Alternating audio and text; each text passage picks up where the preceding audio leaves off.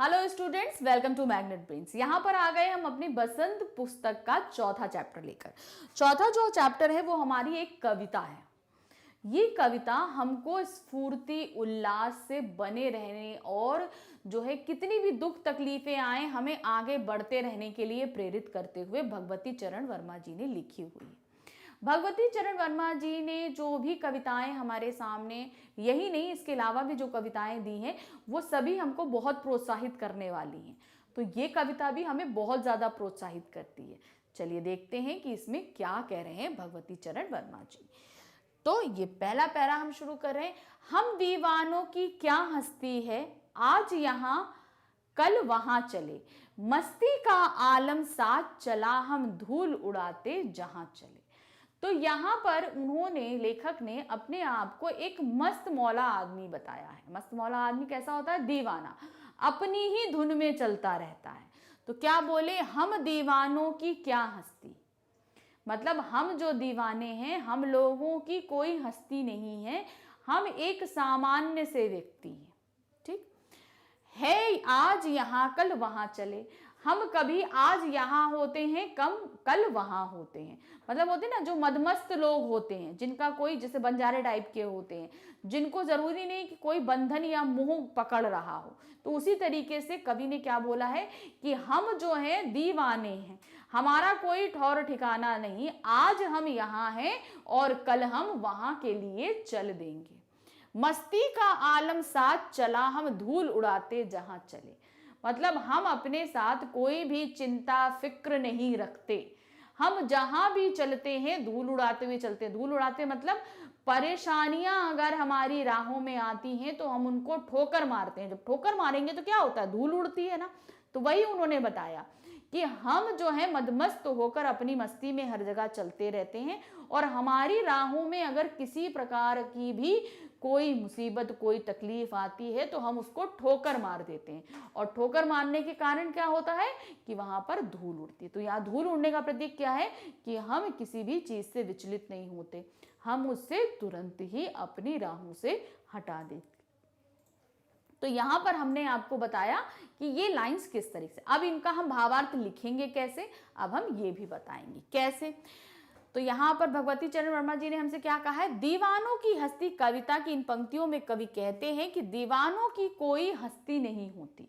मतलब हस्ती का अर्थात मतलब क्या दिया है उन्होंने कि उनमें कोई घमंड नहीं होता कि नहीं ये मेरा है। अगर हमारे पास बहुत सारी चीजें आ जाती तो हमारे अंदर घमंड आ जाता है, ईगो आ जाता है। तो वही कह रहे हैं कि हमारे अंदर किसी भी प्रकार का कोई घमंड नहीं है, नहीं रहते, तो वो बहुत बड़े आदमी हैं। मतलब अगर घमंड नहीं है तो बहुत अच्छा। अगर किसी इंसान को किसी चीज का घमंड नहीं है तो समझ लीजिए वो बहुत बड़ा व्यक्ति है। और ना ही उन्हें किसी चीज की कमी का कोई मलाल होता है। यानी कि हमारी हस्ती नहीं है तो हमारे पास घमंड नहीं है, कोई चीज की कमी है तो इस चीज का दुख भी नहीं है, मदमस्त आदमी है एकदम। कवि खुद भी एक दीवाने हैं और बस अपनी मस्ती में मस्त रहते हैं। उनकी इस मस्ती और खुशी के आगे गम टिक नहीं पाते और धूल की तरह उड़नछू हो जाते हैं। गम, तकलीफें, किसी तरह की परेशानियां जो हैं उनके आगे टिक नहीं पाती। और जैसे वो मदमस्त व्यक्ति हैं तो ये टिकती नहीं, तुरंत ही उनको ये उड़नछू कर देते हैं, यानी अपनी रास्तों से तुरंत ही उनको हटा देते हैं। नेक्स्ट पैरा में, आए बनकर उल्लास अभी, आंसू बनकर बह चले अभी, सब कहते ही रह गए अरे तू कैसे आए कहां चले। तो यहां पर क्या कहने का मतलब है, जैसे दो पहली लाइन में देखिए उल्लास और दूसरी लाइन में आंसू। उल्लास मतलब बहुत ही खुशी का समय होता है। तो जब हम बहुत खुश रहते हैं, बहुत प्रसन्न रहते हैं, बहुत एंजॉय कर रहे होते हैं, समय बहुत जल्दी बीतता है। ठीक है, हमें तब उस समय का अंदाजा नहीं रहता, तो समय बहुत जल्दी बीत जाता है। और इतनी जल्दी बह जाता है जैसे आंखों पे रखे हुए आंसू तुरंत बहकर निकल जाते हैं। जैसे ना जितनी जल्दी आंसू अगर हमारी आंखों पे रखे हो तो तुरंत जो है तुरंत बह के निकल जाते हैं। तो वही उन्होंने बोला कि क्या बोलते हैं, आए बनकर उल्लास अभी। अगर मैं कहीं पर पहुंच जाता हूं तो उस महफिल में चारों तरफ उल्लास और उमंग बह जाता है। और मैं जब वहां से चलने लगता हूँ तो सभी बोलते हैं, अरे तुम अभी तो आए थे और अभी चल दिए। अर्थात जितनी जल्दी आंसू बहता है आंखों से, उतनी जल्दी ही मैं वहां से प्रस्थान के लिए तैयार। मतलब लोगों का समय इतनी जल्दी बीत जाता है कि अरे अभी तो आए और अभी चल दिए। सब कहते रह गए, अरे तू कैसे आए, कहाँ चले। सब लोग बहुत बोलते रह जाते हैं कि तुम अभी तो यहाँ पर आए थे और इतनी जल्दी कैसे चल दिए। यानी कि हम मदमस्त लोग हैं, हमारे संगत में भी लोगों को बहुत ही प्रसन्नता प्राप्त होती है और उनका समय इतनी जल्दी बीतता है कि उनको पता ही नहीं चलता है। तो कैसे लिखेंगे इसको?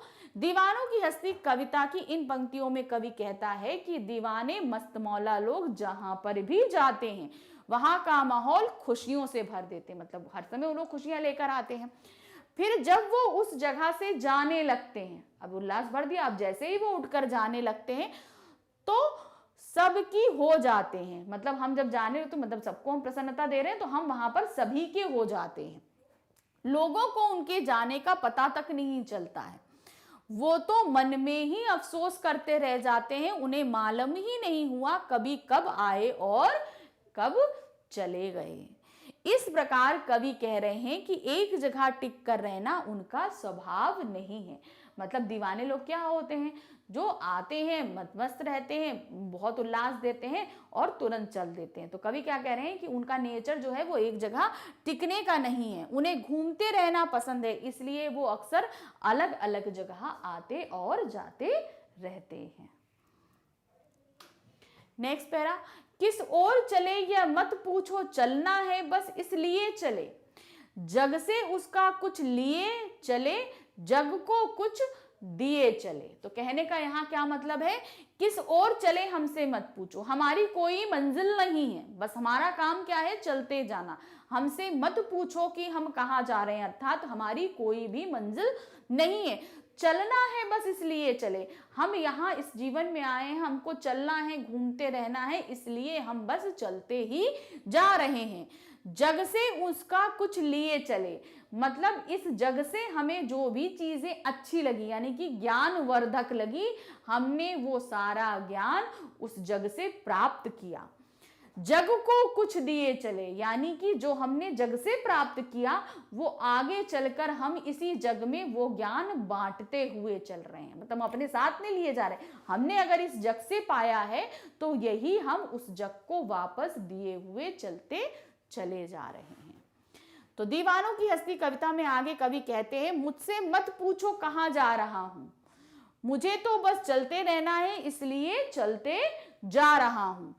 मैंने इस दुनिया का हक ज्ञान प्राप्त किया है। मैंने इस दुनिया से क्या चीजें प्राप्त करी है, ज्ञान प्राप्त करी है, और मैं उस ज्ञान को बाकी लोगों के साथ बांटना चाहता हूं।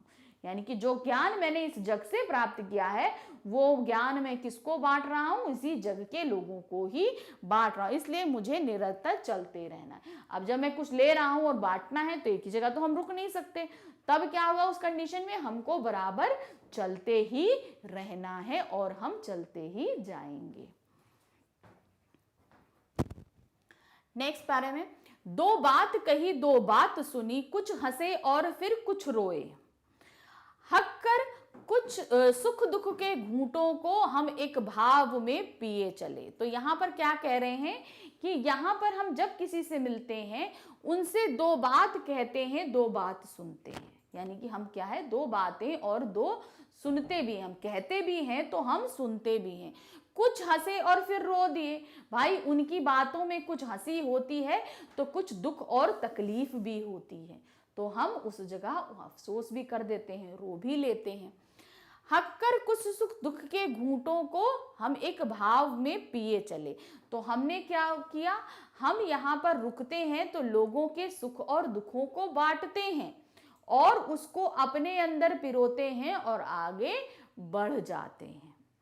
क्या दिया इसको, भगवती चरण वर्मा दीवानों की हस्ती कविता में इन पंक्तियों में कह रहे हैं कि वो जहां भी जाते हैं लोगों से घुलते मिलते रहते हैं। जहां पे भी जा रहे हैं वो घुल मिल रहे हैं, तभी तो दो बातें कह रहे हैं और सुन रहे हैं, तो घुलते मिलते चलते हैं और सुख दुख बांटते हैं, उनके सुखों और दुखों को बांटते हैं। कवि के लिए सुख और दुख दोनों भावनाएं एक समान है, यानी कि उनके लिए सुख और दुख दोनों भावनाएं एक समान हैं, इसलिए वो परिस्थितियों को शांत रहकर सहन करते हैं। यानी कि जब वो अपनी परिस्थितियों को बता रहे होते हैं लोगों के साथ, लोग जब इनको बता रहे होते हैं तो शांत रह के उनको सुनते हैं। इस तरह कवि अपने मार्ग पर चलते हुए लोगों का सुख दुख बांटते हैं और उन्हें एक समान ढंग से ग्रहण करके आगे बढ़ते जाते हैं। यानी कि उन्हें जो कुछ भी प्राप्त होता है वो समान रूप से ग्रहण करते हैं और आगे मिलने वाले लोगों के साथ उसको बांटते हुए चलते रहते हैं। अब इस पंक्ति में क्या बोल रहे हैं, हम भिखमंगों की दुनिया में स्वच्छंद प्यार लिए चले, हम एक निशानी उर्सी उर पर ले असफलता का भार चले। तो कहने का मतलब हम भिखमंगों की दुनिया में, अर्थात ये दुनिया स्वार्थी है। यानी कि इस दुनिया में अगर लोगों का कोई स्वार्थ ना हो तो वो किसी को पूछता नहीं है। तो उन स्वार्थी लोगों के लिए कवि ने क्या शब्द इस्तेमाल किया है, भिखमंगो। इन स्वार्थी लोगों की दुनिया में हम स्वच्छंद प्यार लिए चले, मतलब मेरा प्यार जो है यहाँ स्वार्थ नहीं देखता, सबको बराबर से प्राप्त होता है, आजाद है हमारा प्यार। यहाँ पर हम किसी को स्वार्थ से नहीं देखते, हमें जो मिलता है हम उसे स्वच्छंद होकर दूसरे को देते हैं, आजाद होकर हमारा प्यार आजाद है। हम एक निशानी से उर पर ले असफलता का भार चले। लोगों के जो जीवन में असफलता होती है, जो उसकी तकलीफ होती है, उसकी निशानी हम अपने हृदय पर लेकर आगे चल देते हैं। मतलब वो अपना मन हल्का कर लेते हैं और हमसे बांट देते हैं और हम उसको लेकर आगे चल देते हैं। तो इसको कैसे दिया है, दीवानों की हस्ती कविता की इन पंक्तियों में कवि कहते हैं कि ये दुनिया बड़ी ही स्वार्थी है। लोग स्वार्थ में इतने अंधे हैं कि बस भिखमंगों की तरह सबसे कुछ ना कुछ मांगते ही रहते हैं। यानी कि अगर आप हमें कुछ देंगे तभी हम उसके बदले में देंगे, तो कुछ ना कुछ मांगते रहते हैं। मगर कवि स्वार्थी नहीं है, बताया ना, कवि स्वच्छंद है, कवि स्वार्थी नहीं है, इसलिए उन्होंने स्वार्थी दुनिया पर बिना किसी शर्त के अपना अनमोल प्यार लुटाया है। मतलब यहाँ पर वो नहीं देख रहे, स्वच्छंद है, दूसरे पर प्यार लुटाते रहते हैं। लोगों को प्यार बांटने का खूबसूरत एहसास हमेशा कवि के दिल में रहता है। अब वो दूसरों को प्यार बांट रहे हैं तो ये एहसास हमेशा उनके दिल में जो मौजूद रहता है। उन्होंने जीवन में काफी बार असफलता और हार का स्वाद चखा है। किसने, कवि ने असफलता और हार का स्वाद चखा है, लेकिन इसका बोझ उन्होंने कभी अपने दिल पर नहीं लिया, किसी दूसरे के ऊपर भी इसका भार नहीं दिया। अर्थात वो दूसरे के ऊपर भी उन्होंने ब्लेम नहीं लगाया कि मेरी जो हार है वो इसकी वजह से हुई है। तो वो क्या बोले उन्होंने कि मैंने कभी भी अपनी असफलता या हार का जो श्रेय है वो किसी दूसरे को नहीं दिया, उसके लिए अपने आप को जिम्मेदार ठहराया है। और जो स्वार्थी दुनिया का जो प्यार है उसको हमने प्यार दिया है, हमने इस दुनिया पे अपने प्यार को लिटाया है और नाकामी का सारा श्रेय अपने ऊपर लिया है। तो क्या बोलते हैं, लेकिन उसका बोझ उन्होंने कभी किसी दूसरे व्यक्ति पर नहीं डाला। इस तरह कवि ने स्वार्थी दुनिया को भरपूर प्यार दिया और नाकामी का भार हमेशा स्वयं ही उठाया है। अभी जो लास्ट पंक्ति है इसमें क्या बोल रहे हैं, अब अपना और पराया क्या, आबाद रहे रुकने वाले, हम स्वयं बंधे थे और स्वयं हम अपने बंधन तोड़ चले। तो यहां पर क्या बोल रहे हैं, अब अपना और पराया क्या, इस दुनिया में हमारा अपना और पराया कुछ नहीं है, क्योंकि हमने यहाँ किसी को अपना बनाया नहीं और किसी को पराया किया नहीं। हमारे लिए सारे व्यक्ति सभी एक जैसे हैं। आबाद रहे रुकने वाले, यानी इन राहों पे जो किसी बंधन में बंधकर कहीं रुक जाते हैं वो आबाद रहें। हम उनको इस चीज का आशीर्वाद देते हैं कि वो हमेशा खुश रहें। हम स्वयं बंधे थे और स्वयं हमने बंधन तोड़ दिए। हम अपने आप में ही बंधे थे और हमने खुद ही इस समाज के सारे बंधनों को तोड़कर अपने आप को आजाद किया है और हम स्वच्छंद रहना चाहते हैं, यानी कि आजाद रहना चाहते हैं। तो कैसे लिखा इसको हमने, दीवानों की हस्ती कविता की इस अंतिम पंक्ति में कवि कहते हैं कि अब उनके लिए दुनिया में कोई भी अपना और पराया नहीं है। जो लोग एक मंजिल पाकर वहीं ठहर जाना चाहते हैं, मतलब आबाद रहे, रुकने, मतलब अगर कोई बंधन मिल जाता है तो वो वहां रुक जाते हैं, यानी मंजिल पाकर ठहर जाते हैं, उन्हें कवि ने सुखी और आबाद रहने का आशीर्वाद दिया है। मगर कवि खुद एक जगह बंधकर नहीं रहना चाहते, इसलिए उन्होंने अपने सारे सांसारिक बंधनों को तोड़ दिया है और अब वे अपने तय किए हुए मार्ग पर आगे बढ़ते रहे और इसी में वह सुख और संतुष्टि महसूस करते हैं। यानी कि अब वो किसी भी बंधन में बंधना नहीं चाहते और इस बंधन को उन्होंने खुद तोड़ा है और इसी में वह सुखी जीवन प्राप्त करना चाहते हैं और सुखी भी हैं। तो इस तरीके से ये पूरा ही पाठ मैंने, यानी कि पूरी कविता हमने आपको समझाई। किसी भी बंधन में नहीं बंधते, अपनी आज़ादी के साथ हमेशा घूमते फिरते रहते हैं, दूसरों से ज्ञान प्राप्त करते हैं, खुद ज्ञान बांटते रहते हैं, खुश रहते हैं। हम जितने बंधनों में बंधते हैं हमको उतनी ही तकलीफें मिलती हैं। तो ये क्या हुआ, तो ये पूरा उन्होंने पाठ क्या बताया है कि ये जो दीवाने होते हैं मदमस्त रहते हैं, उनका जीवन कैसा होता है, वो क्या चीज़ें ग्रहण करते हैं, क्या दूसरों को देते हैं, ये सारी चीज़ें हमने इस कविता में पढ़ी। अब इस कविता के जो क्वेश्चन आंसर हमारी पाठ्य पुस्तक में पीछे दिए गए हैं, इसी पाठ के बाद में जो दिए गए हैं, अब हम वो सॉल्व करेंगे। क्योंकि जब हम गद्य पढ़ते हैं, यानी कि हमने किसी पाठ या कहानी को पढ़ा है, तो उसके क्वेश्चन आंसर्स करने हमारे लिए बहुत आसान होते हैं, क्योंकि हमने उसे कहानी रूप में पढ़ा है। मगर जब हम कविता पढ़ते हैं तो उसके भावार्थ को हमारे लिए समझना बहुत ज़रूरी होता है, क्योंकि अगर हमने वो नहीं समझा तो फिर क्या होगा कि हम क्वेश्चन आंसर सॉल्व नहीं कर पाएंगे। इसलिए जो हमने आपको इसके पहले वीडियो में जो भावार्थ समझाया है उसको बहुत ध्यान से देखिएगा, तभी आप क्वेश्चन आंसर सॉल्व कर पाएंगे। तो चलिए देखते हैं इसी जो पाठ्य पुस्तक में जो क्वेश्चन आंसर्स दिए गए हैं वो हमसे क्या पूछ रहे हैं और हमें कैसे आंसर देना है। तो क्या दिया है, कवि ने अपने आने को उल्लास और जाने को आंसू बनकर बह जाना क्यों कहा है। क्यों बोला है, कवि बेफिक्री भरा जीवन जीने वाला व्यक्ति है, यानी कि उसको किसी चीज की फिक्र नहीं है, जो उसे मिला ठीक, नहीं मिला जाने दो, कोई बात नहीं। कवि ने अपने आने को उल्लास इसलिए कहा है क्योंकि जहां भी वह जाता है मस्ती का आलम लेकर जाता है, उससे मिलकर लोगों का मन प्रसन्न हो जाता है, पर जब वह उस स्थान को छोड़कर आगे जाता है तब उसे तथा वहां के लोगों को दुख होता है। विदाई के क्षणों में उसकी आंखों से आंसू निकल आते हैं। तो क्या है, वो स्वच्छंद व्यक्ति, कवि क्या है, स्वच्छंद आजाद व्यक्ति, मस्त मौला व्यक्ति।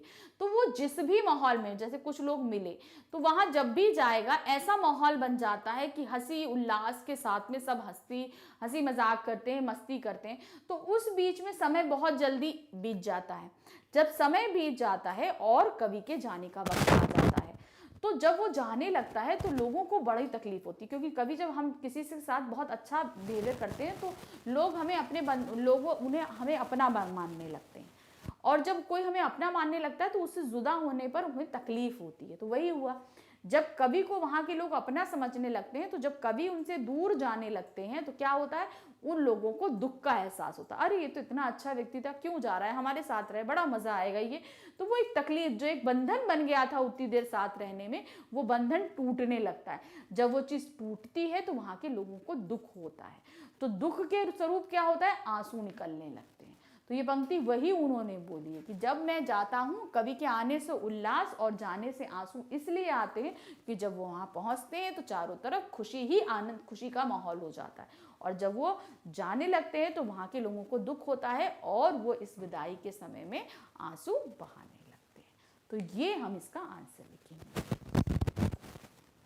नेक्स्ट क्वेश्चन, भिखमंगों की दुनिया में बेरोक प्यार लुटाने वाला कवि ऐसा क्यों कहता है कि वह अपने हृदय पर असफलता का एक निशान भार की तरह लेकर जा रहा है।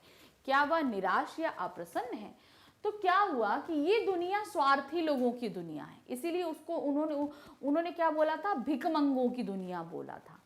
क्यों, क्योंकि स्वार्थी लोग होते हैं ना, कि जब तक उन्हें कोई फायदा नहीं दिखेगा तो वो अपनी कोई चीज देते नहीं है, तो इसीलिए इस दुनिया को भिखमंगों की दुनिया कहा गया है। तो यहाँ पर कवि क्या कह रहे हैं कि ये दुनिया भिखमंगों की दुनिया अर्थात स्वार्थी दुनिया है।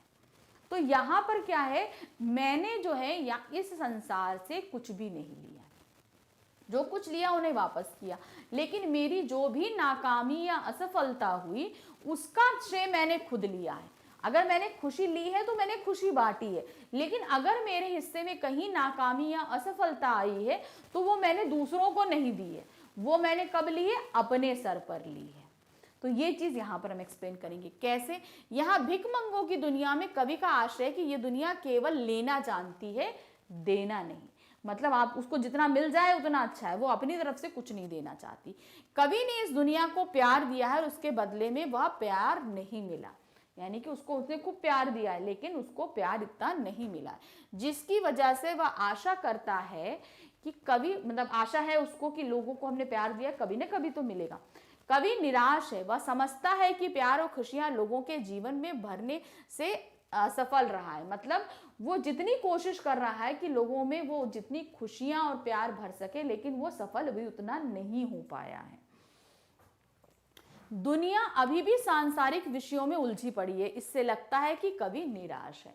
कि मतलब लोग, वो जाता है जब लोगों के बीच में तो लोग खुश रहते हैं, लेकिन वो हमेशा स्वार्थी रहते हैं, वो और पाना चाहते हैं, वो उस समय को एंजॉय ना करके क्या करते हैं, वो और पाना चाहते हैं। तो ये सारी चीजें क्या है, कवि के अंदर निराशा पैदा कर देती कि हमने तो इन्हें बहुत प्यार दिया, लेकिन उसके बदले में हमको ये लोग उतना प्यार नहीं देते। तो इसलिए कवि थोड़ा निराश और अप्रसन्न सा है।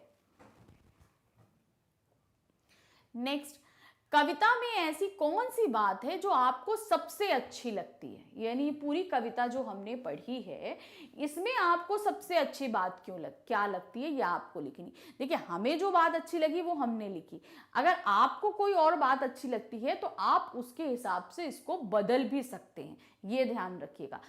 आप बदलने की चॉइस आपके पास है, आप इसको बदल सकते हो पूरे अच्छी तरीके से। तो क्या लिखा है, कविता में कवि का जीवन के प्रति दृष्टिकोण अच्छा लगा। मतलब हमको जो जीवन के प्रति कवि का जो दृष्टिकोण है वो हमको अच्छा लगा कि वो कभी भी दुख या तकलीफ को अपने ऊपर हावी नहीं होने देता। हाँ, असफलता और दुख सभी के जीवन में आती है, लेकिन वो उनको आगे धकेलते हुए बढ़ते रहना चाहता है। ये दृष्टिकोण हमको अच्छा लग रहा है। कवि कहते हैं कि हम सबके सुख और दुख एक हैं तथा हमें एक साथ ही इन सुखे दुखों को भोगना पड़ता है। सभी के जीवन में कभी ना कभी सुख और दुख आते हैं और लगभग एक से ही होते हैं। भाई खाना, कपड़ा, जो भी हमारा बेसिक जो नीड्स होती हैं उसी को लेकर हमें तकलीफ होती है। सुख अपनों की तरक्की, अपनों से प्यार, अपनों की चाहत, अपनों के नजदीकी, ये सब चीजों में सुख प्राप्त होता है। तो लगभग सभी का सुख और दुख सेम होता है और हमें इसी संसार में रहकर वो चीज भोगनी है। तो या तो हम उसको अच्छे से भोग लें या हम तकलीफ से भोग लें। ये किसके ऊपर डिपेंडेंट रहता है, हमारे ऊपर डिपेंड रहता है। या तो हम खुशी खुशी उस चीज को भोगें या हम रोते रोते भोगें, ये हमारे ऊपर डिपेंड रहता है। हमें दोनों परिस्थितियों का सामना समान भाव से करना चाहिए। यानी कि अगर हम खुश हैं तो भाई खुशी है, अगर दुख आया है तो उसको भी हंसते हुए काटो ना। तो वो भावना हमको समान रखनी है। ऐसी दृष्टिकोण रखने वाला व्यक्ति ही सुखी रह सकता है। विशेष तौर पर इसमें बेफिक्र और मस्त जीवन जीते हुए दूसरों की खुशियों का ध्यान रखने का संदेश दिया गया है। तो यहाँ पर क्या चीज बताई गई है कि हम सारी भावनाओं को जी रहे हैं, ठीक है, सुख भी भोग रहे हैं, दुख भी भोग रहे हैं, लेकिन हम एकदम मदमस्त होकर अगर उस चीज को भोगे तो बहुत आसानी से हम वो चीज को भोग सकते हैं। तो यहाँ कह रहे हैं समान भावना से हमें इस चीज का, लेकिन ऐसी दृष्टिकोण रखने वाला व्यक्ति अगर वो समान भाव से उस चीज को भोग रहा है तो वो हमेशा सुखी रहेगा। वो कैसे सुखी रहेगा? भाई सुख आया तो सुखी है, और दुख में भी जो सुख महसूस करे, यानी उस दुख को भी सुख में तब्दील कर दे, उसमें भी इतना परेशानी, हाँ भाई दुख है, हम ठीक है, चलते रहेगा, होता रहेगा, अगर उसको भी हम अच्छे से व्यतीत कर ले तब तो ऐसा व्यक्ति हमेशा सुखी रह सकता है, बहुत अच्छे से जिएगा। फिर विशेष तौर पर इसमें बेफिक्र और मस्त जीवन जीते हुए जीवन बिताने का जो है संदेश दिया गया कि आप जीवन बिताइए मगर बेफिक्र और एकदम निश्चिंत होकर बिताइए। क्योंकि जब आप बेफिक्र और निश्चिंत रहेंगे तो क्या होगा कि जीवन बहुत आसानी से कटेगा। दुख सबके जीवन में, लेकिन उस दुखों से हम अच्छे से जो है उबर पाएंगे। तो ध्यान रखने का संदेश दिया जाता है, यानी दूसरों की खुशियों को भी हमें ध्यान देना है। ऐसा ना हो कि हम अपने में इतना मस्त हैं कि हमारी वजह से दूसरों को तकलीफ हो रही है, हम उस पर ध्यान नहीं दे रहे हैं। तो जहाँ पर हम अपनी खुशियों की, अपनी तकलीफ़ों का ध्यान दे रहे हैं, हमारे आसपास के लोगों को कहीं हमारी खुशियों से या तकलीफ़ों से कोई तकलीफ़ नहीं हो, इस चीज़ का भी ध्यान रखना है। ऐसा ना हम बहुत खुश हैं और हमारी खुशी के कारण बगल में अगर किसी को कोई तकलीफ़ है तो हम उसका ध्यान नहीं रख रहे। अगर वो तकलीफ़ में है तो हमें जाकर उसकी तकलीफ़ों को बांटना है, उसको उस तकलीफ़ से निकालने में उसकी हिम्मत बंधानी है। अगर हम कुछ सहायता कर सकते हैं तो वो सहायता भी हमें करनी चाहिए। ये सारा संदेश हमें किससे मिलता है? इस पूरी कविता से मिलता है। तो हमने तो पूरी कविता का सार निकाल के यहाँ पे आपको सारी चीज़ें बताई। अगर इसके अलावा कोई और चीज़ भी आपको समझ में आती है तो उसको भी आप इसमें ऐड करके लिख सकते हैं। आई होप ये चीज़ आपको अच्छे से समझ में आई, क्योंकि यहाँ पे ये चीज़, ये जो हमने लास्ट क्वेश्चन किया ना, इसको आपको अपने आप से बना के करना है। हमने जो समझाया ये तो आप कर लग सकते हो, आप लिख लो, याद कर लो, जो करना है आप कर लो, लेकिन उसमें एड ऑन जो भी चीज़ें आप करोगे तो वो पॉजिटिव वे में ही करनी है, क्योंकि हमें अगर कोई चीज़ सीख रही है तो हमें नेगेटिव नहीं लिखनी है, हमें पॉजिटिव वे से वो सारी चीज़ें सीख कर लिखनी है। तो यहाँ पर ये चैप्टर हमने पूरा आपको खत्म किया। इस चैप्टर के ज़्यादा क्वेश्चन आंसर्स नहीं है, लेकिन बस ये कविता हमको बहुत अच्छी सी प्रेरणा देती है। तो यहाँ पर ये प्रेरणादायक कविता हमने आपको सिखाई। आई होप आपको बहुत अच्छे से मज़ा आया हो, क्वेश्चन आंसर भी आपने अच्छे से समझे होंगे।